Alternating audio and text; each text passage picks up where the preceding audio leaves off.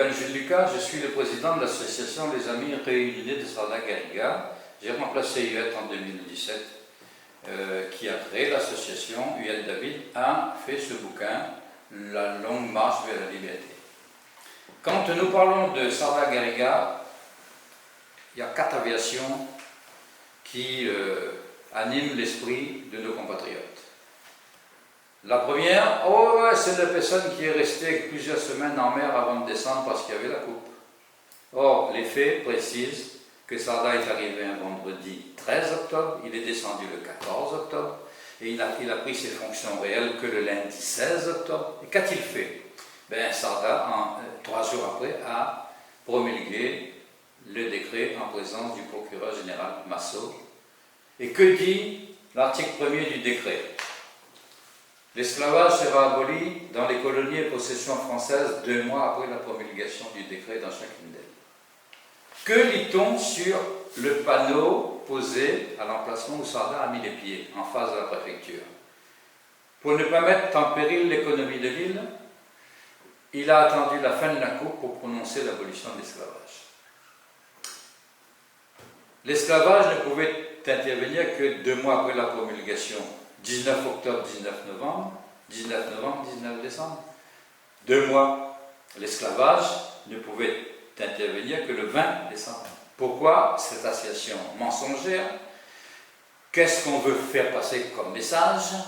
Et pourquoi dévaluer l'action de Sarda dans ce département? Si vous regardez le même panneau, il est précisé qu'il a pour mission de créer une banque coloniale avec l'argent des indemnisations. Or, la banque de la Réunion a été créée qu'en 1853 par un dénommé Jean Dess, qui était président directeur général. En 1853, Sarda n'avait aucune mission, il était au chômage en métropole. Alors, de quelle banque s'agit-il? Il est précisé effectivement qu'en 1849, une loi avait demandé la création d'une banque, mais en 1850, Sarda a été destitué de ses fonctions, et le 7 avril 1853, il n'avait plus de fonction. Sarda n'a jamais créé de banque. Pourquoi? On insiste pour dire que Sarda avait pour mission de créer une banque et laisser entendre qu'il a créé une banque. De quelle banque parle-t-on? Si vous regardez également au niveau de l'indemnisation, chez les Réunionnais, il est précisé que oui, c'est grâce à Sarda qu'une coquette somme d'argent avait été donnée aux propriétaires d'esclaves. Or, l'article 5 du décret précise que c'est l'Assemblée nationale qui fixera la quotité de l'indemnisation qui sera donnée aux colons. Sarda Garriga était un émissaire, il avait pour mission, il était en mission à durée déterminée, il n'avait rien décidé, et Schœlcher n'était pas d'accord avec l'indemnisation. Schœlcher préconisait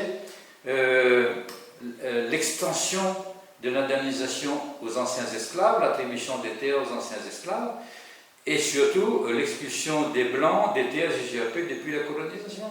D'ailleurs, Schœlcher n'ayant pas été écouté, il a démissionné de la fonction de ce secrétaire d'État aux colonies.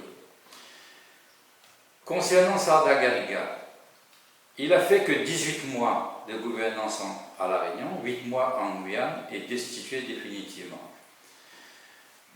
Les 24 dernières années de sa vie, il vivait difficilement, et c'est le Conseil général de La Réunion qui lui avait voté une somme pour subvenir à ses besoins de 3600 francs. Le gouverneur qui était là à l'époque réunionnais et rontonné a créé une cagnotte qui a réuni 30 000 francs qui lui a permis d'acheter un prieuré où il y avait une source qu'il a essayé d'exploiter, mais piètre gestionnaire, les créanciers se sont accaparés de ses biens, et bien sûr, et il a piqué une colère le jour où les créanciers sont arrivés, et il est mort en 1877 à l'âge de 69 ans. En ce qui me concerne, je découvre dans mon arbre généalogique 2 personnes que Sarda a libérées.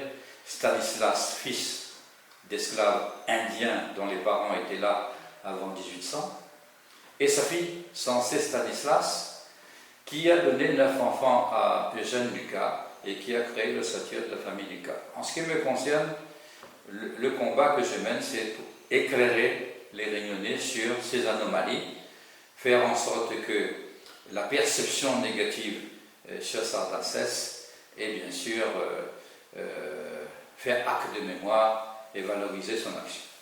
Je vous remercie de m'avoir écouté.